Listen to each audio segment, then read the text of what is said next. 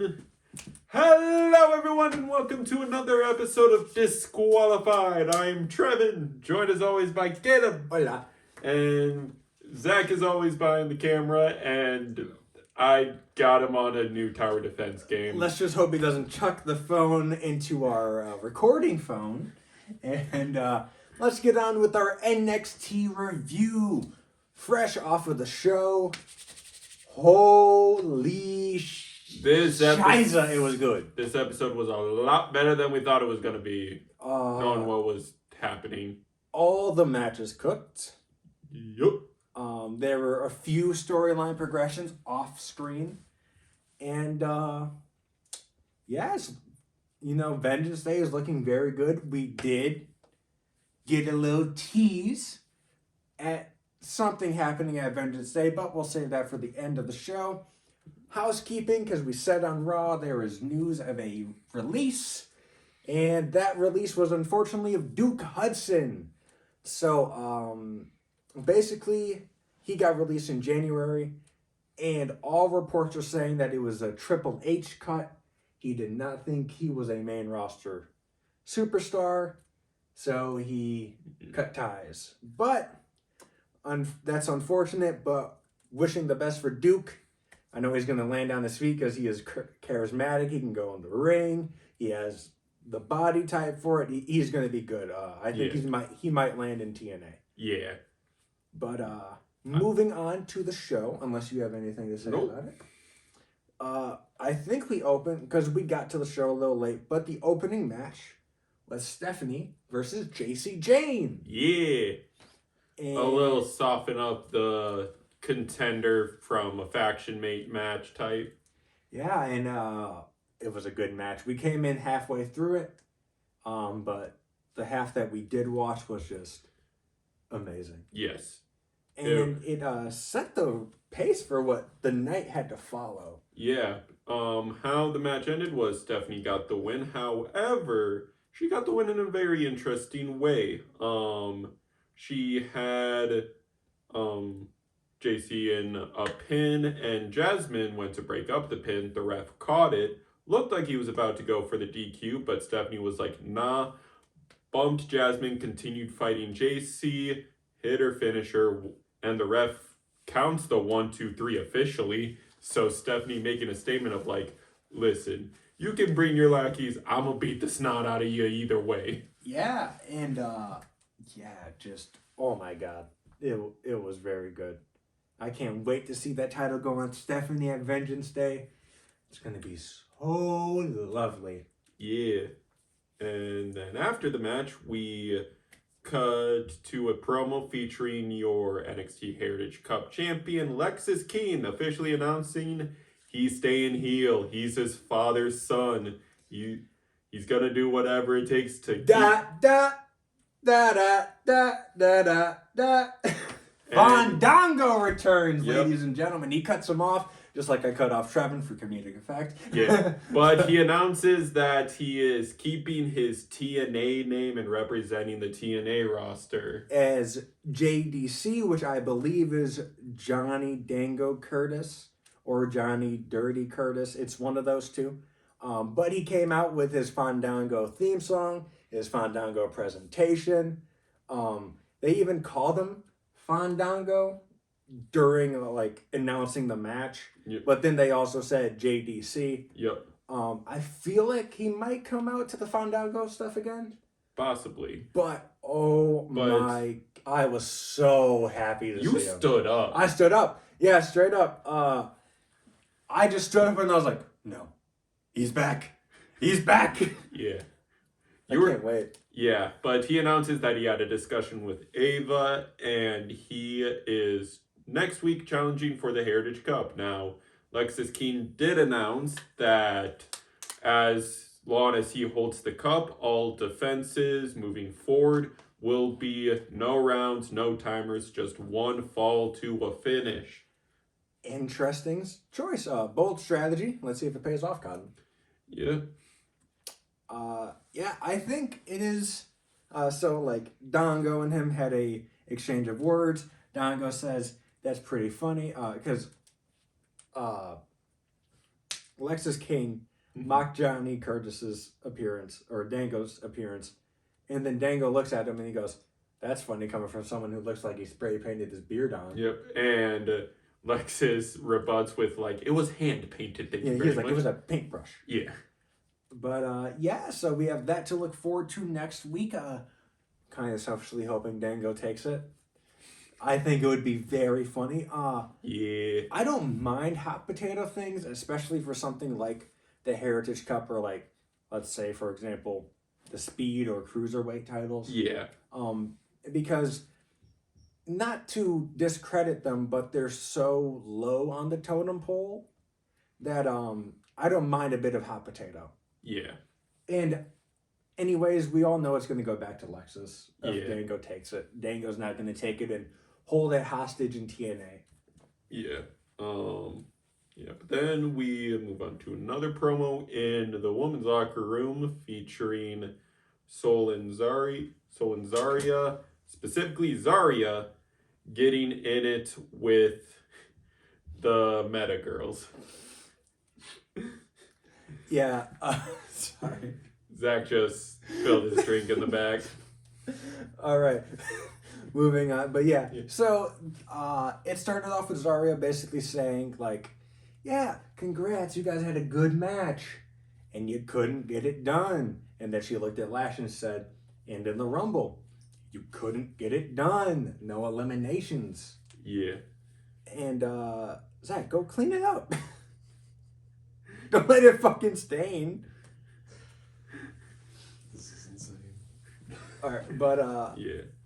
yeah, it was a good like promo. It led to the because Yep. Chemical X got involved. Yep, they tried to break up their little verbal spoutage, and Zarya just having a big ego from being so hyped up and just honestly being real good competition from the get-go. Also berates Chemical X a little bit, so Chemical X and the team of Sol, Ruka, and Zarya are scheduled for a tag match later that night. Mm-hmm. And spoilers for the match, not who won, but it banged. It was good as fuck. It was good. Is it your match of the night, or is it the main event? Oh, it might be my match of the night. Main event was pretty good, but it might be my match of the night. Yeah. Because I'm a big fan of Tatum Paxley and Gigi Dolan. Yeah. And this episode, NXT is a lot of promo work, but they put on good matches in between all the promo work, because we then, speaking of women's division, cut to the face-to-face for the triple threat happening at Vengeance Day. The championship summit. Bailey came out first, and then Roxanne came out, and they got into a very heated promo battle. Yep. Bailey basically saying, you don't respect the women that have come before you, that have paved the way for you to make it into this company and in this ring. And Roxanne's just like, listen, those women were good, but I'm better. I mean, I've broken so many records already. Mm-hmm. And then she said that she would take the NXT title and then go on to Raw. Take that title. And now I'm like, no, Rhea would just... Yeah, but she's developing the ego of I'ma take all the belts. Yeah, I like it going forward. And then Julia comes out without the siren song. Yeah. And it really tripped us out. Yeah, we're like, huh? And then we're like, oh, it's Julia. Yeah. We're used to the sirens. Yeah, the siren song is, I think, the best part of her entrance. Yes. In my opinion. Yeah. But, this is going to be such a good triple threat. Julia comes out, basically says enough. And then, Charlotte Flair getting a better reception than last night. Yeah. NXT's the fun crowd. She did get booed in the end. Yeah, but she basically said, like, she went around the ring, not actually entering it, but just the people around the ring being like, Roxanne, good showing at the Rumble. You beat a bunch of records, had a bunch of eliminations. but you still came up second to me. And if you do take that title at Vengeance Day, and I decide to challenge for that title, you'll become second place again to me. And then she addresses Julia, saying the hype is real. Yup. And basically just explaining that, like, look, if we face each other, I'm winning. Yeah.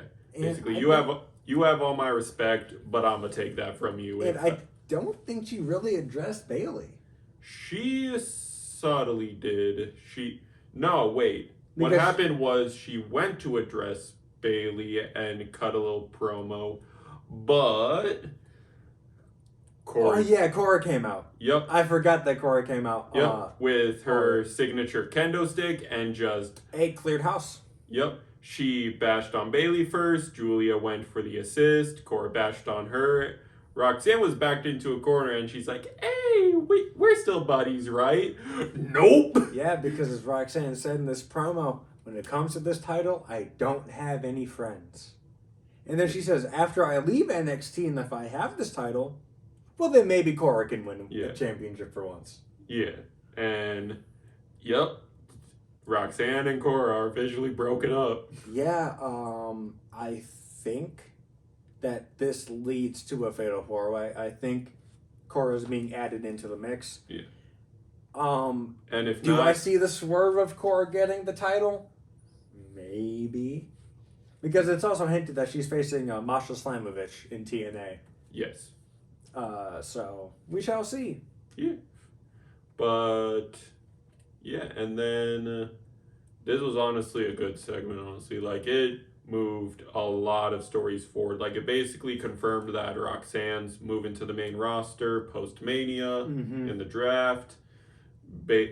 Bailey's going to be your new women's division workhorse. Yep.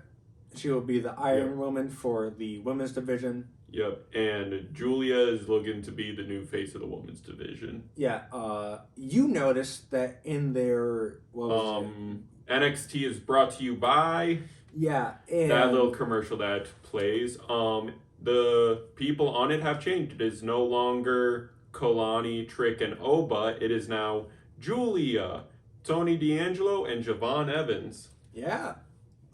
So that means probably that these people, as soon as they lose their chips, get called up. Yeah. Kalani would be a surprising call-up due to how early in her career she is. I wouldn't mind it, though. I think she's ready. Yeah, no. I agree. She's been putting in a lot of work being your inaugural Women's NA champion and just also all the stuff she's done since losing it. Daggum. Speaking of which, she had some stuff tonight. Yeah, she had a match with Carmen Petrovich. Yep. And pretty fucking decent bout. They went at it back and forth. Yeah. Then Jada Parker came out in the middle of the match and joined the announcers table. Yeah, she was calling Vic Joseph Snitch Joseph. Yeah. And then sort of just looking at Kalani not keeping her eyes off her, just getting in Kalani's head. And it worked because Kalani, at the end of the match, hit 2 split-legged moonsaults and then decided not to go for a pin, but instead go for a submission. It was a crossface chicken wing, I believe. Yep. Carmen taps Nia immediately, and the ref is about to call Kalani the winner, but Kalani, in her anger, re-put Carmen in the submission lock. They needed to get a second ref to break them up, and then the official decided to reverse the decision and DQ Kalani. And your winner is Carmen Petrovich by disqualification. I predicted this, not the disqualification part. I had a feeling with Kalani costing Jada her match, Jada was going to cost Kalani her match. Yep. So this rivalry is definitely going to move forward. Yeah. Jada getting a little more reaction this time around from the NXT crowd. Yeah. And as I mentioned in our Rumble review, this rivalry is what's going to accelerate these two stars. It's going to make or break them, I believe. Yeah. But we shall see. I mean, they're both very good in ring. I think Kalani, uh, as much as I like people in NXT to pretty much win everything that they can, I don't need her to win the NXT Women's Championship Yeah. just because I think Julia's going to hold it for maybe a year. Yeah. You just have her go straight up. Yeah. Please go straight up. You need to boost the mid card divisions for the women specifically because they have pretty much no one right now. Yeah. I mean, both tournaments included people in the tag team division, so a little handy dandy stuff. Some handy dandy call ups would be nice. Yeah, it would freshen up because the women's division the women's division just got freshened up already, and we have a new person joining the NXT women's roster soon in Jordan Grace. Yeah. So Yeah, and as we mentioned in a bunch of shows, and even on the Rumble show, the NXT women's locker room is full. it's the best, and at this point, it sucks. But you need a not in the bad way purge, but you need to purge the talent, Yeah. get them up so you can get a new crop in, so we can see if this new crop is good because they're running Evolve now, Mm-hmm. which they're WWE ID prospects Yep. face off against NXT stars and themselves. Yeah, to see if they're ready. Yeah, so this is the perfect time to get some people up, not everyone, which sucks, but people like Sol Ruka and Zarya I think are going to stick around. Yeah. I think Chemical X is sticking around for the time being. Speaking of that, why don't we talk about their match? Yeah, so Chemical X versus Zarya and Sol Ruka.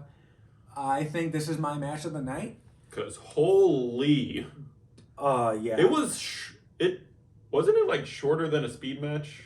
No, it wasn't shorter than a speed match. I think it went like 5 minutes. Yeah. Like 5 or 7. Yeah, But they did not waste their time. No. These 4 women went at it. They proved why they belong in the tag team division. Yeah.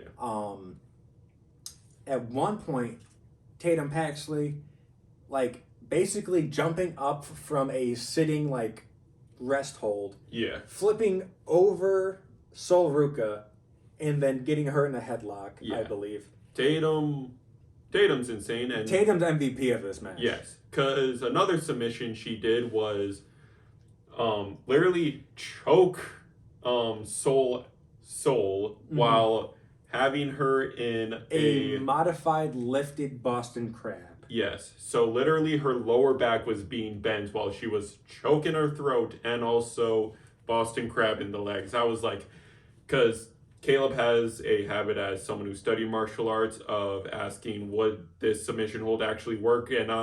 And I said, I'm immediately tapping out of that. I don't know what the F that is, but that looks painful. I can't wait for you to see a surfboard stretch. That's a fun move. But Tatum Paxley, yeah, MVP of the match. I also love the gear for Chemical X. It was Beetlejuice inspired. Yeah. Zarya also. Man, Zarya just fucking killed it.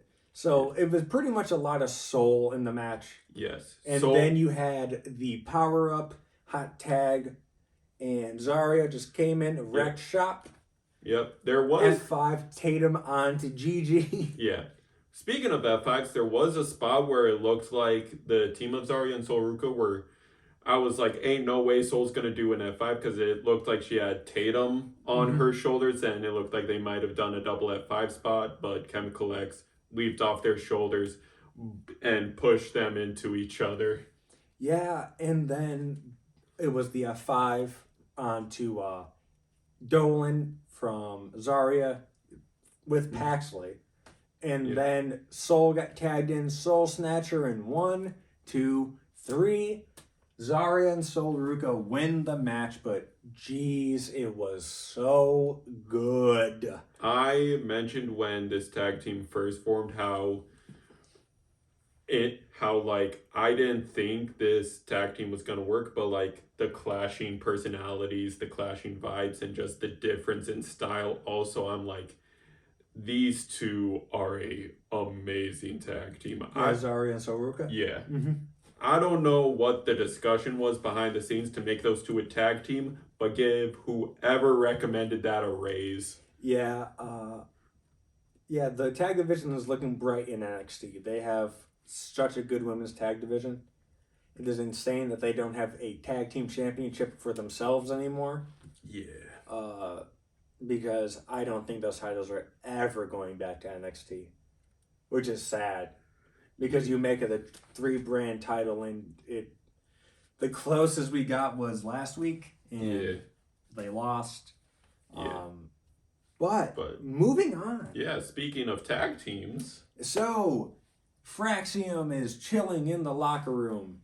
And here comes Briggs, and I'm forgetting his last name. It is like Inuyamura, I think is his name. Yeah. Zach, can you look up NXT's match card next week, or Trevin can? But, so, Briggs and his tag partner, excuse me, I'm just going to say that for the time being until I get the name. But, so, they keep talking about how they want a match against Fraxium, and Fraxium pretty much said, look, you guys have talked about facing us, but we haven't seen you in the ring actually work together as a team, really, except for the Battle Royal. And we just defended this last week, and we're going to defend it this week against the Nemeth Brothers on TNA Thursday. You're right, Yoshiki Inamura. Inuyamura. So, that's what mine's saying too. Okay, cool. So basically, they said, look, go find some opponents, and we'll talk. Yep. And Briggs and Inuyamura said, bet. I got this. It.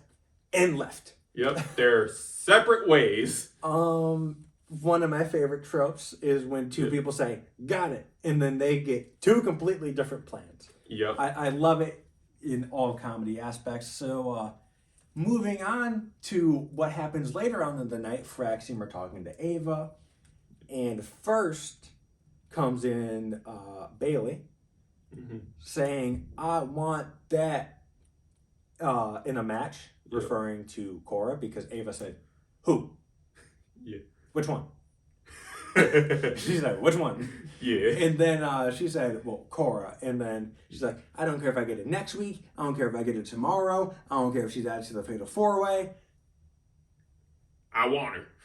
Getting added to the Fatal 4-Way. Yeah. But yes, so I think Cora wins next week. But Bailey then leaves after getting her response. And then she goes back to Fraxium. And they get like one sentence in. And then here comes Briggs and Inuyamura. Yep. And Briggs says, look, just real quick, I need a tag team match next week. I just need to set one up. Yep. And then Ava's like, okay.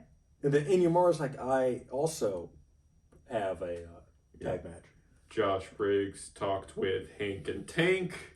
And Inuyamura off screen, I believe it was off screen, at least we didn't see it, talked to No Quarter Catch Crew, NQCC. Yep. And and Fraxium laughs, being like, oh, that's familiar. Classic situation. Like, and Ava's like, listen, next time you try to do some tag team business, do it together, but there's an easy fix to this situation. Triple threat for #1 contendership. Yeah, so that is going to cook. One match we completely forgot to get to. Stacks and Rich Holland. Yep. Pretty nothing match. It was quick. Stacks got some good offense in. Yep. While Ridge had the upper hand, Izzy the family first tried to get in the way, to little success. Then Izzy Dane pulled up out of nowhere. She got caught this time. Yep. And then Ridge hit his finisher. I'm forgetting the name. It's a sort of pop-up DDT, but I believe it starts with an R. It's like a package DDT. Yeah. And I think it's like Retribution or something. Something like that. Yeah. We'll learn for next time. Yeah. But Yeah, so Ridge wins, and next week we get a North American title match. In a steel cage from Izzy's recommendation, because Ridge is sick of people interrupting. Mm-hmm. So it is going to be Tony D'Angelo, Ridge Holland, and the steel cage, and that is going to cook as well. Also, I don't know if anyone's actually going to watch it, but Tony D'Angelo's in the TV show that they were promoting on CW. So that's apparently premiering tomorrow. Yeah, so they hey, were. watch it if you Yeah, want. they were showcasing one of the scene season. The family was watching it, and Stax was like, "So that's what you were talking with Izzy about, and that's why you weren't at our match last week. Sorry, we couldn't. I'm just busting your balls. Yeah, sorry we couldn't pull out the red carpet for you, Mister." And he's like, "Yeah, he's just breaking his balls." But it's like, I think Stax is leaving the family. I could see it happening. I don't think the family is going to be a full thing going forward. Yeah. Especially when Tony eventually gets called up, I don't think they're going to do the family. Yeah. Because it's just a breath of fresh air for the character. Yeah. Have the Don actually go do shit by himself. Yeah. But when Izzy recommended the steel cage match, I do want to point out some body language stuff. The creepy trio of Sean Spears, Nico, and Brooks. Cream Malone. Yeah. And Brooks Jensen were in the background, and Izzy was looking a little sly about the recommendation. It could be she wants the title off Tony. It could be she just also hates Rid. She could be working with Sean Spears' group. Yeah. We don't know though. You can easily get someone into a cage match. It's not hard. Yeah, no. But we shall see next week. Now, our main event of the evening. Yeah. Ladies and gentlemen, we've seen Oba get interviewed by Sarah Schreiber. And Oba said, "I'm pissed off. I'm going to show them why they don't belong in the ring with me," alluding to Grayson in Theory. Trick said, "I'm pissed off because I didn't get my rematch." And then Austin Theory and Grayson Waller, while they're walking out, getting interviewed by Sarah Schreiber, Waller says Waller's finally going to win the NXT title. And Theory's like, hold up. What'd you say? Why can't I win it? Yeah, he's like, "I'm fixing to win it." And then he's like, well, no matter what, there's going to be a new champion. Either way, one of us is going to win it. The breakup is definitely coming at Vengeance Day, I think. But we'll get to the match. It was a fucking banger. Yes, no. It was so good. And some of the stuff they were pulling, I'm like, are they fighting stiff for theatrical effect? Because holy. Yeah, once again, I've said it 3 times this episode. All gas, no brakes. Yep. It was Waller that chopped Trick. Waller chopped Trick. Yeah, and he looked at Oba. He said, "Hey, Oba." You want some of this? Slapped him. And then Oba just looked at him like, "I dare you to fucking do that to me." Yeah, and then Trick ducked a second chop attempt and just chopped Waller right back. Yep. And it echoed through the arena. A big theme of the match was a classic WWE one. Can they coexist? No! No! The answer is always no! Literally every tag Oba and Trick made was either reluctantly or hot because one was exhausted. Yeah, a lot of the match focused on Trick getting beat up. That was and then Oba getting tagged to make the save and just being a powerhouse. Then Trick recovered and is like, "I want some more." And I was like, "Don't you just recall you were getting your ass beat like 5 minutes ago? Not even. Like 5 seconds ago." And then Waller hitting his dive from the barricade. Oh, yeah. The barricade. I don't know why I forget the barricade. But he did his like between the leg elbow drop, and then he did his roll in into a code breaker, got caught, launched up, uppercut. Yup. And I was like, oh. Yeah. And then I think this is where Oba got the hot tag, and then Trick stopped him by tagging himself back in, and the distraction worked. Theory was gonna get hit with a fall from grace, and he countered it, turned it into a Hurricane Rana, took Oba out the match, and then Trick looking to get the upper hand. Eddie Thorpe comes out of nowhere with a strap. and just Yup, ref doesn't catch it. Trick is stunned. Gets hit with the finisher for the 1, 2, 3. And I think if he would have won, he would have been added. But at this point, Vengeance Day is going to be him and Eddie Thorpe. Yep. It's not official. Not official. It's looking but what is that. official is that the Oba match is staying a triple threat. Yeah, and it's going to cook. I can't wait to see Theory and Waller get just tossed around. Yep, but we cut to Trick still in the ring, and Eddie just crawls into the ring and goes at him. And Trick took the strap to the front. Yeah, I wouldn't have done that personally. Yeah. But hey, he did it. It was a good spot. I think this leads to a strap match at Vengeance Day. Yeah. And, or some sort of hardcore match. Most likely strap, but... And I think that is pretty much... I mean, it's not even pretty much. That is all that happened on this episode of NXT. Yeah. Another thing that happened that we glossed over because it was like a 2-minute promo was Ava met with Javon and Ethan Page with security in the room to keep them separated. And Javon gets suspended. Yep. But Ethan's like, no, that's not punishment enough. He wants this match. I'll agree to give him the match. It's like he needs to learn his lesson. And Ava's like, you know what? Fine. If you're okay with giving him a match, I'll give him the match. Once you get medically cleared. Oh, sorry. That wasn't all that happened on NXT. Tease of a new faction incoming. Yes, the Vengeance Day. So last week, if you I don't know what it's noticed, called. Yeah. last week, the episode went off air, and it looked like it was a loss of connection. Yeah. Like, Yep.